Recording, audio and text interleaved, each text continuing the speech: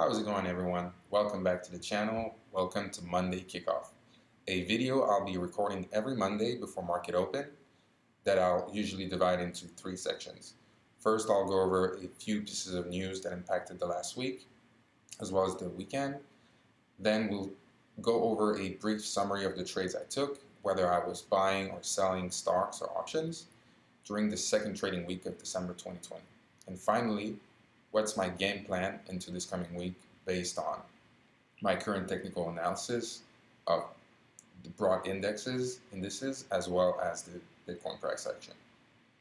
As always, none of this is financial advice. I'm just a guy on YouTube documenting my journey in the markets. All of this is for entertainment and educational purposes only.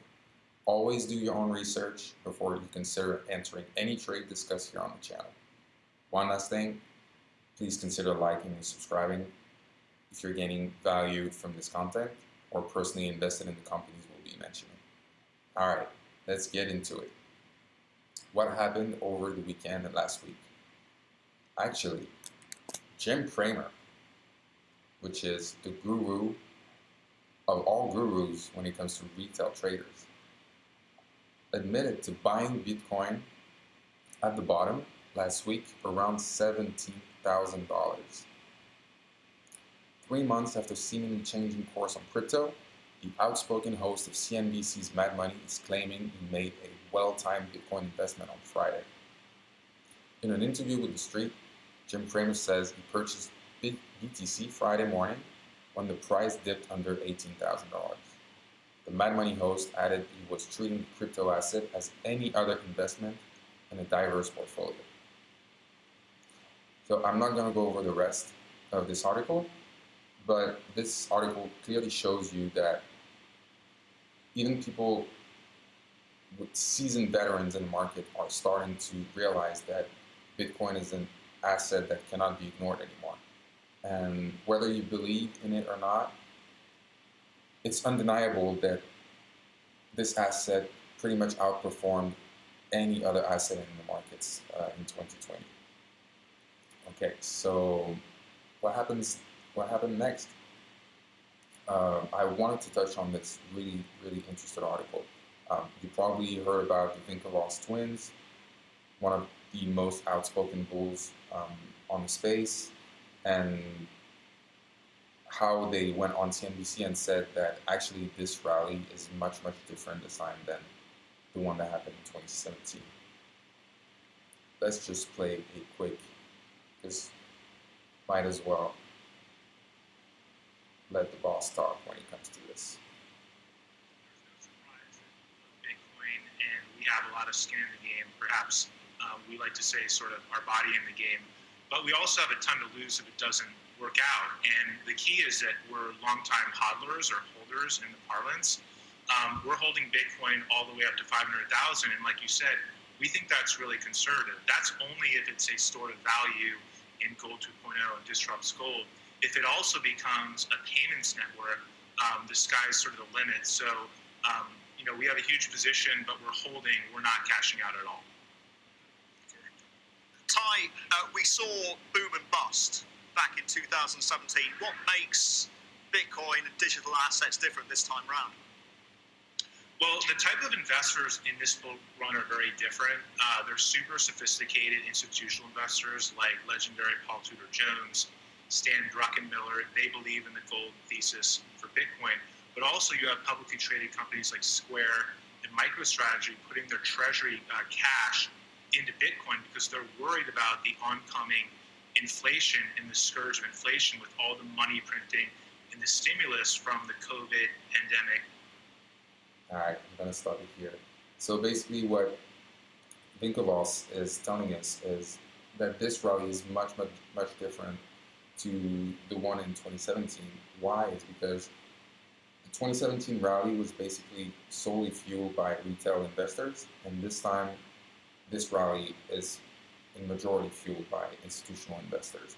Whether it's a publicly traded company who need the Bitcoin for their own business, such as Square and PayPal, to buy it, hold it, and sell it to their customers, or companies like MicroStrategies who actually chose the route of adding as much Bitcoin to their balance sheet as possible, basically changing their dollars for Bitcoin,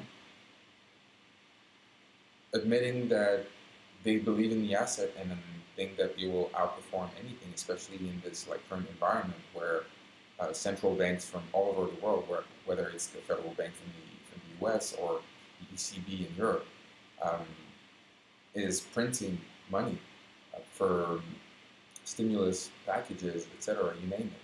So yeah, I just wanted to touch on this and then have a quick technical analysis on the BTC USD and see how it actually performed over the weekend.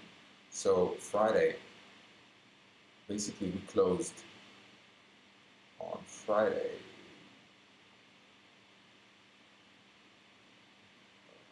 here,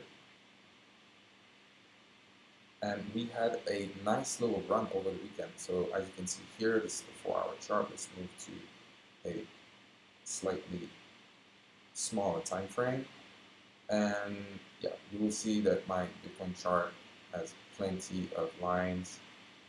I'm trying to track this to the best of my ability, and we were currently, following this ascending channel that we broke after hitting new all-time highs. We printed this small symmetrical triangle that failed. Like you can see, I dashed the bottom line, and we fell to the downside, which brought us back to a bigger symmetrical triangle. This time we actually broke it to the upside. So typically a symmetrical triangle, especially on Bitcoin, will break around 74 or 75% of the tip of the apex, which happened here to the downside, and which happened here again to the upside. So now we are actually back in a smaller range, which is above 19,000 and below 19,400. Very important range right here. So time will tell.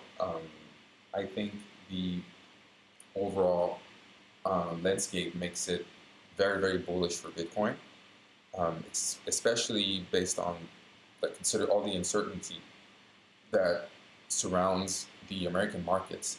We are still waiting for a stimulus. Congress and the Senate cannot agree on signing a stimulus before the end of the year. This is actually the last week to sign one. After that, government will actually shut down, and Christmas will be pretty sad for a lot of families in the US. All right, now I also wanted to touch real quick on 2 IPOs that hit the markets last week. You probably know, you probably heard about it, maybe you traded it. The Airbnb and DoorDash IPOs. Full disclosure, I actually entered a trade on Airbnb just to see, because even though the company can be considered as overvalued, especially on the first few hours of the trading day, Airbnb shot up all the way to 166. Some might say that both of these IPOs are overvalued, but I still see a lot of value in Airbnb in particular. DoorDash, I'm not so sure, since my thesis is that they benefited a lot from the stay-at-home and the pandemic in general, since a lot of people were ordering takeout, and basically allowing this company, DoorDash, to sort of shake out local restaurants, since they can bring a lot of business, a lot of market to these local restaurants. They're free to take a big cut in it, and this is why I'm not, on a personal and ethical level, really interested in investing in DoorDash. Even though I think the product is great, the app is really good. I even worked as a driver for DoorDash for quite some time, and this is a great product, but I just couldn't justify the valuation for this given company, especially in the current landscape. All right, and one last thing, just a small piece of news that actually impacted me. Um, Google had a massive outage this morning around 6:30, and I mean we're here on YouTube. I'm using a Google product, and I think you might want to hear about this. So as of right now, all services are pretty much back to normal, but I think you might want to know about this. Just something real quick. All right, now let's get into the trading recap from last week. What happened for me? What trades did I took? How much premium was I able to collect? And what is the plan for next week? So this is actually today's gap up. But I closed the week last week at minus 0.77%. So a pretty flat week for me. Over the last month, I'm up 73%. 3 months, 109%. This is my graph for the whole year. Basically, you can see that I started funding my account beginning of June 2020. So this is the recap of my trading week. So I had to basically do a little bit of editing just to make it all fit in one single document. So I started off with averaging down on SNDL, which is a pot company, microcap, below $80 million. I see a nice future. They're roughly hovering between 0.45 and 55 at the moment. My bag was actually a little higher than the current price action, so I allow myself to average down on 2 different occasions. Right here I started, and when it dipped, I went heavier, basically doubling my position. Then, as you might have seen on my channel, I entered a Tilray long call position, which is something I do not usually do, but I saw an opportunity. It turned out to go very, very bad for me. I invested roughly $160 in these long call options, averaging down slowly throughout the week, but we never hit $9 and my call stayed out of the money. I just let it expire out of the money. I was hoping for a bounce on either Thursday or Friday, but as always, when you buy call options, always bet what you're fine losing, okay? Never go 10% of your whole portfolio on call option, especially when they expire 5 days from now, okay? So that was my losing play of the week. I'm totally fine with it. I had a pretty good fall, and I was willing to play with the profits I cashed in over the last few weeks. Then I averaged up this way on NanoX Imaging, ticker symbol NNOX. Let's look at it on TradingView. I mentioned this company a couple times in the past on the channel. NanoX Imaging is trying to revolutionize the X-ray industry, an industry that's 120 years old, and they're coming with a new product that's lighter, smaller, that's free for hospitals, clinics, doctors, but the business model is currently a pay-per scan. So you get the machine for free, but you pay for every images you actually take. And I think this is a very, very beneficial business model for both hospitals as well as the company. So my average for NanoX Imaging, let's find it real quick. So these are all my positions. If you want me to do some sort of portfolio review at some point, show you my entries and what's my game plan for it, feel free to let me know in the comments. I would love to do that with you. So I was holding an average around 31.50, and by buying these 3 more shares, I wanted to get a nice round number. At $50, I now have an average cost of 35.27. dollars per share. I see this company going back to its previous highs easily. As soon as we get FDA approval, I'm confident that this company will come back and test new highs. All of this noise is basically high volatility due to the recent presentation that they made to investors, basically proving that the product works. They have been under a lot of fire when it comes to short sellers reports such as Citron or I forgot I think this is Citron Research, and basically saying they're a scam. I'm convinced they're not a scam, and this is why I held through this crazy high, didn't sell a single share. My price target is far beyond $100, even $200. I'm a long-term investor, and I plan on holding this for the long run. All right, next. I started a position in BFT, which is James Foley's SPAC. Very interesting. They'll be merging with BFT. I talked about it in a previous video, and actually BFT has been doing pretty good, especially in pre-market, after hours Friday and pre-market today. Did I forget to add it to my watch list? Let's do this now. Where are you? Right here.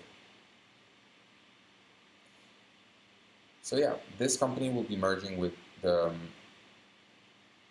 company PaySafe, which is a leader in digital payments when it comes, especially in industries, in the gaming industry, such as they're partnering with DraftKings, Epic Games, or Fortnite, and various in-game purchases you can make online playing video games. And they are supposed to be the leader in the space.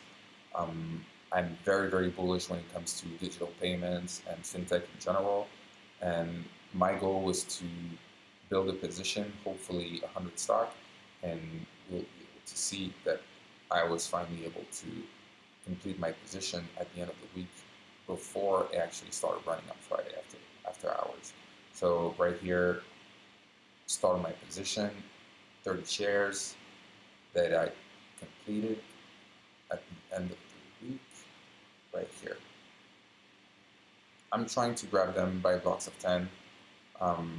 You never know what can happen to a trade, especially, I feel like sometimes Robinhood is looking at me, and as soon as I buy, the stock drops 5 minutes later.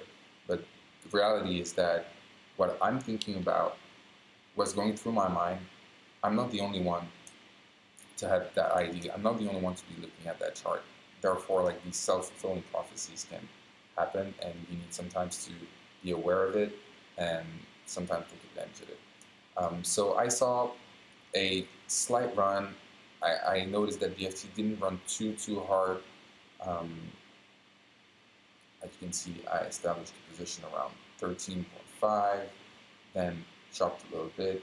And when I saw that the direction was going up once again, I was like, okay, this one's going to run without me. I definitely want to sell carved calls on this one, as most fintech companies, especially popular SPACs, end up having weekly expiration dates. So I was really interested in it. And I pulled the trigger, grabbed my 70 more shares, and I'll be ready to sell covered calls all the way up on BFT. As we can see, I do not think BFT has an option chain quite yet. Last time I checked, yeah, no option chain yet.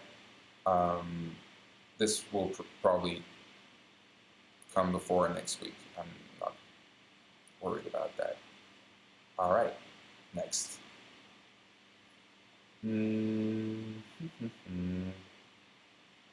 Okay, and then I started selling premium. Basically on Friday, didn't sell a single contract. I didn't find anything juicy. I tried to sell one on Sorrento Therapeutics, didn't work out. Trying to sell one on RIOT, didn't work out.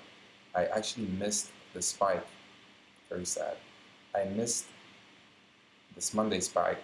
I was pretty scared, actually. I didn't know where Bitcoin would end up, and I trying to play it as safe as possible. I'm not trying to get my shares called away from me by playing a too risky strike price. So I should have sold. I mean, in retrospect, it's always easier to talk about it when you have the rest of the data. But my goal was to sell on a spike early in the week. So this is pretty much a perfect setup. If we move to the 30-minute time frame, maybe we can understand a little better what happened. So I missed this spike. I wasn't sure we were going to break out to new all-time highs or not. Also, RIOT started running on its own, even though Bitcoin was flat and even starting to go down. So as you can see, this discrepancy between the orange line, which is the Bitcoin, and the candles that you can see here kind of made me worried. Maybe RIOT was just playing catch up. I'm not sure. In any case, I'm trying to play it safe. I'm trying to bring consistent income and not have big headaches with a covered call I sold that ends up like blown up in the money, right? So what did I actually do? I sold on this spike and I collected $90 for one single contract. I actually sold it for 10 days. So basically expiring this week. I'm still holding this contract, you can see here. And I actually should have closed it. I cashed $90 up front and it got crushed all the way to $23 and I should have closed it on Friday, but I wasn't paying attention. It's all good though. I sold another one since I wanted to sell for the closest expiration, so this past Friday, I felt confident selling it at $11, cashing in $40, and I was very happy with that. Then a second position, long position, stock position I opened was for GHIV, so Goris Holding, which will be merging with UWM, which is the single biggest SPAC merger of the year and the most profitable SPAC of the year. So UWM is a giant in the mortgage industry. They're profitable. They grew from 15 employees to 7,000 over the last 10 years, and they have a lot of growth still ahead of them. Their CEO inherited the company from his father and basically revolutionized it. I'm really bullish on this company, the management, and I will, following the same thought process as BFT, try and build a position all the way to 100 shares in order to, same thing, sell covered calls, make my shares work for myself and bring me these like dividends on steroids, right? Okay, next. I saw a slight dip on Google and I wanted to say that's pure OCD. I basically had a position that I recently bought $100 worth of Google, and the amount of share that was showing me was absolutely ugly, and I just wanted to average to a clean. Why can't I find it? It's a small one. Just averaged to 0.25 shares. Google is one of my long-term investment. The shares are super expensive, so I'm trying to buy them slices by slices. There's nothing wrong with that. Going in slow. Google's not going anywhere. It's not going to gap up plus 20% on Monday. So I'm not concerned about this. Very confident. Finally, I closed my position on Lemonade, ticker symbol LMND.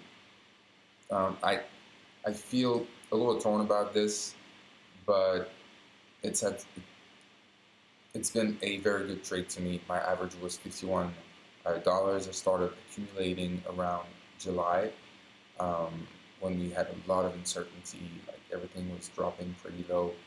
SPY was back to 330, 325, and I accumulated this position around 10 shares that I slowly took profits on around the 100, 105 mark.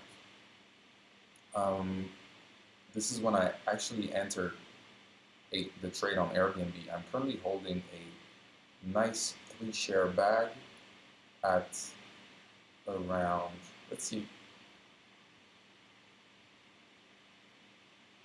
151. Currently down 10%. I'm about to get stopped out. My rule of thumb when it comes to risk management for swing positions is roughly 15%. I do not like to get out of a trade too early, especially since I'm a longer term investor. I sometimes enjoy just letting it drop a little bit and then averaging down by doubling my position. So we'll see what happens with this one, depending on today's price action or tomorrow's. I'll keep you posted on this one. And then I finally took profit on Foresight Autonomous. Quite unlucky because basically the stock doubled the next day. All of this was done in order to basically build my full position on the Foley SPAC merger with PaySafe. So as you can see here, I bought a little bit more of GHIV. I closed my position on my CleanSpark trade. A little sad about this, but these shares were completely free from the previous trade. I just let them ride for free, and I wanted to trim my positions, have a portfolio that's a little bit easier to manage when it comes to news or option selling, and therefore I decided to close my CleanSpark position. One last thing, I sold this end of the week 9.5 contract for, let me see, when did I sell it? I sold for a safe $25. I just wanted to make my 100 shares work. Since I do not like to sell all my contracts at once, therefore sometimes I can't find an opportunity intra-week to sell an extra contract. And that's about it. I did the same thing with Sorrento, sold a contract for roughly, where are you? I know that I sold it pretty late. Yeah, $22. I let it expire for free. And yeah, same concept. I actually closed my marathon play since Bitcoin, RIOT, and Mara were pretty bearish all the way into next week. This contract had no more value. I closed it for $5, which I always recommend you guys do, since you never know what can happen in after hours, especially on Fridays. All right, so that's about it for the trades I took last week. I hope you learned something from it. And now let's see what's my plan into this week. So as I mentioned in my covered call tutorial, I view my blocks of 100 shares as arrows that I'm ready to shoot on Monday and basically take out of the target on Fridays so I can shoot them again the next Monday, okay? So my plan into this week is, so it's currently 9:15 Eastern time. Market is about to open in 15 minutes. I would love to close this Palantir trade just to free myself from this short position at 21.5 and be able to start selling weekly covered calls again. So as you can see here, my buying power is currently 100 and something, and I probably will use it to close this trade and instantly sell another call for this December 18th expiration date. So my thought process, let's go to Palantir, ticker symbol PLTR. I have no intention on selling this company. My goal is to sell weekly covered calls all the way up until I die. Oh, okay, so as you can see, they added like new strike prices, which is really good. This gives us more granularity and it allows us to basically take less risk or more risk. Just, it gives us more wiggle room, which I really, really enjoy. I'm really curious to see what the price action is going to be for these new strikes. Okay, so I'm currently selling this 21.5, 593. I'm going to try and close it. The spread is 575. I'm going to try and place it for 580 and probably sell instantly the $18 call. Probably for the 29, I see Palantir is pumping a little bit. It closed on Friday after hours around 27.80 something, and you can see that we had a nice little pop. Nothing too crazy, but it's really interesting to pay attention to these Monday morning spikes because this is the name of the game basically. We want to sell on momentum, and so yeah, I'm keeping close look at this one. Let's move on to RIOT, which, as you might know, it's pretty much my favorite stock in the whole market. It's closely following Bitcoin price action. Sometimes it lags, sometimes it's moving on its own. But as you can see, if we zoom out enough, we can see that last week it followed it to a T, pretty much. What are we seeing today pre-market? Let's see. I double click here to zoom. Okay, so we can see a gap up towards 960, but based on previous price action of Bitcoin and RIOT blockchain together, we can see that RIOT is still lagging Bitcoin here. So I would be very, very careful into selling a covered call.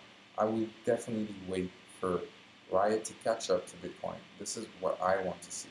I want to treat RIOT as some sort of a Bitcoin index, like a NASDAQ tradable asset related to Bitcoin.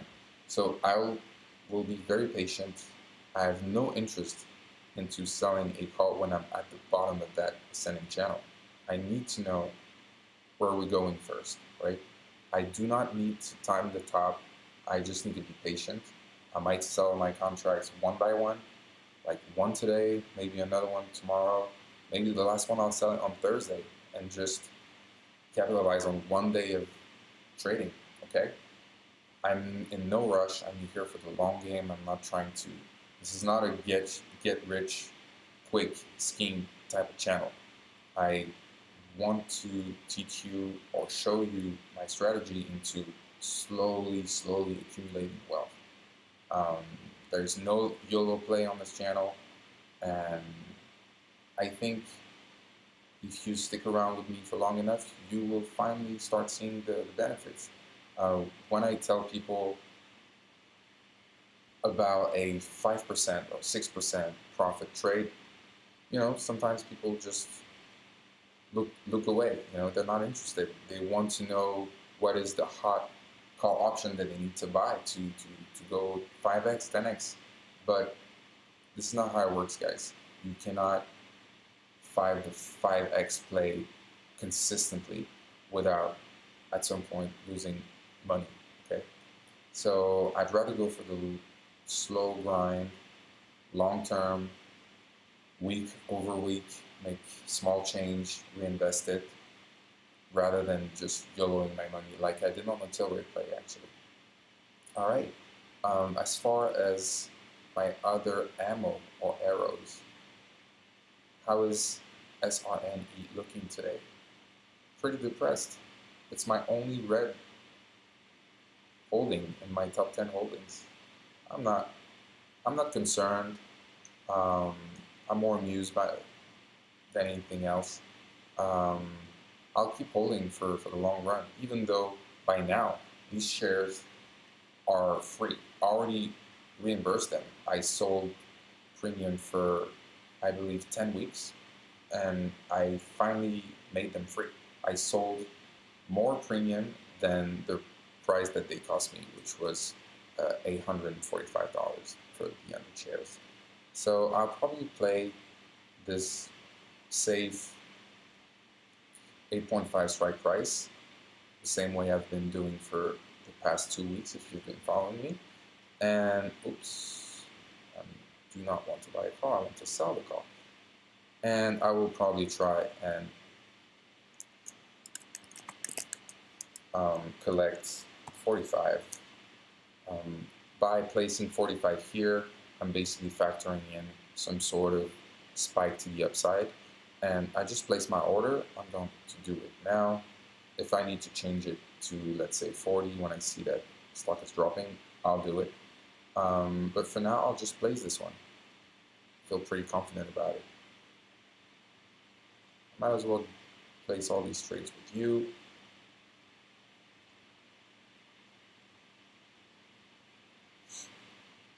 One more thing, I'm trying to close that trade on AQB.